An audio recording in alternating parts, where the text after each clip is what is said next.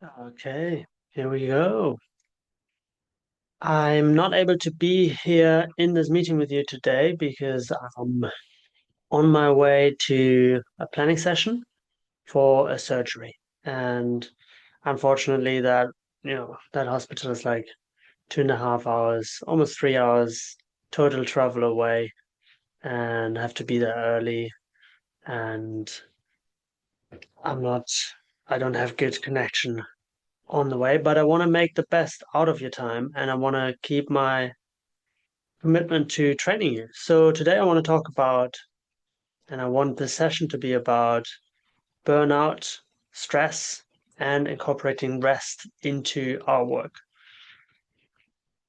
As coaches, we do work that is mentally and emotionally intense, potentially very intense.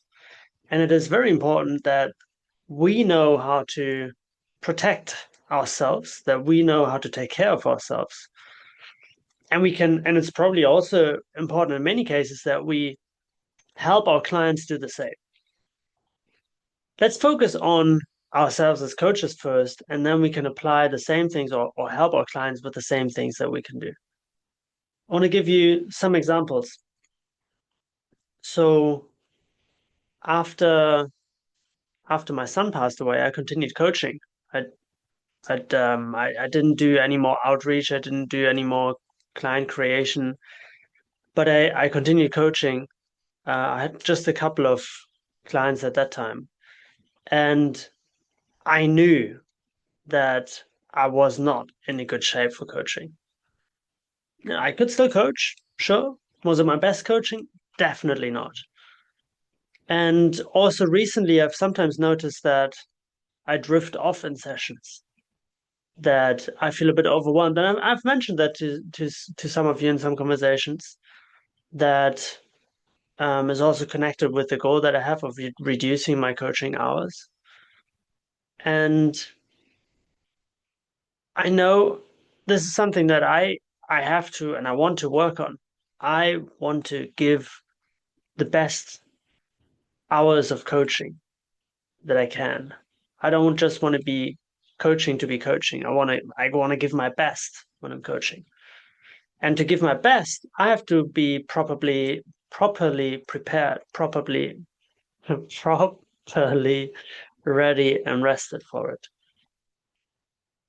There are different risks that happen when I don't do that. And I actually just received an email 2 days ago from Torch, one of the platforms I work for, of the person leading the coaches trainings. Well, it's not really, yeah, sometimes it's trainings, sometimes it's more like a get-togethers. And she was informing us that there was a breach of confidentiality in a coaching session where apparently a coach was working with several people in the same company, as we do, and had given information to one client that the other client gave that the one client didn't know about. And that became a big issue. Um, there was a friendly exploration of what happened and why that happened. And one of the takeaways of that coach was I coached when I was actually not in my best shape. I was not fully concentrated. I was not fully prepared. And that's why I committed that mistake of sharing information that I shouldn't have. He was let go of Torch. And I know that, we are in a position where, and I'm maybe even more than you in a position where that can happen easily because of working with several clients in the same company. We want to be careful and we want to be sharp when we show up for coaching. And we can do things for that. I know that you know that I take a 15-minute break always between sessions, and I recommend that you all do the same. What do we do in those 15 minutes? What is it that is helping us? What is it that is helping me the most? I do workouts, which helps me kind of like cleanse the energy in a way because I activate myself. I check the notes of the next client. In the past, oftentimes the closure of the session that just passed was by personally summarizing what happened and putting it in an email. That was the closure. It was like, I summarized it, I sent it out, done. Okay, now I have a break where I do whatever I want, exercise, go outside, drink something, and then show up to sit down again and prepare the notes and then show up to the next session.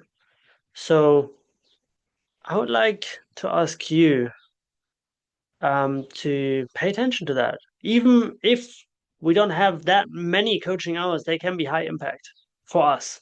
They can be emotionally intense for us. And then we want to be proactive about that. We want to take responsibility of our state.